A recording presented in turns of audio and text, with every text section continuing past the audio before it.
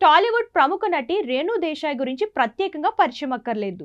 ప్రస్తుతం ఆమె సినిమాలో నటించకపోయినా తన సామాజిక సేవా కార్యక్రమాలతో అందరి మన్ననలు అందుకుంటోంది. ముఖ్యంగా మహిళలు, చిన్నపిల్లల కోసం తన వంతు మంచి పనులు చేస్తోంది. అలాగే మూగజీవాల సంరక్షణ కోసం ఎన్‌జీఓ కూడా ప్రారంభించిందామె. ఇక సోషల్ మీడియాలో ఫుల్ యాక్టివ్‌గా ఉంటుంది రేణు దేశాయ్. అందులో సమాజంలో జరుగుతున్న కొన్ని సంఘటనలపై తన గళాన్ని గట్టిగా వినిపిస్తుంది. అలా తాజాగా రేణు దేశాయ్ ఇన్‌స్టాగ్రామ్ స్టోరీస్‌లో ఓ సంచలన పోస్ట్ పెట్టింది.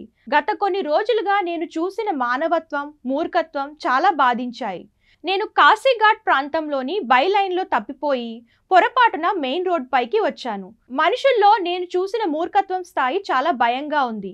జనాలు ఒకరినొకరు తోసుకుంటూ, లాక్కుంటూ, పెద్ద పెద్దగా అరుస్తూ కనిపించారు. ఎటువంటి సామాజిక స్పృహ లేకుండా రోడ్డుపై పోకిరీల మాదిరిగా స్టూపిడ్ డీజే మ్యూజిక్లు పెట్టి డాన్సులు చేయడాన్ని ఏ దేవుడు సంతోషిస్తాడు? నేను ఏ ఒక్కరినో ఉద్దేశించి ఈ పోస్టులు పెట్టలేదు. అన్ని మతాలకు, వారి సహమానవుల సభ్యతకు అంతరాయం కలిగించే అన్ని దేవుళ్లకు భయపడే వ్యక్తులకు నా పోస్ట్ వర్తిస్తుంది. నిజంగా మనుషులు తమ వివేకాన్ని, విచక్షణను కోల్పోయినట్లు అనిపిస్తోంది. కలియుగం అంటే ఇదేనని నేను అనుకుంటున్నాను అని రాసుకొచ్చింది రేణు దేశాయ్.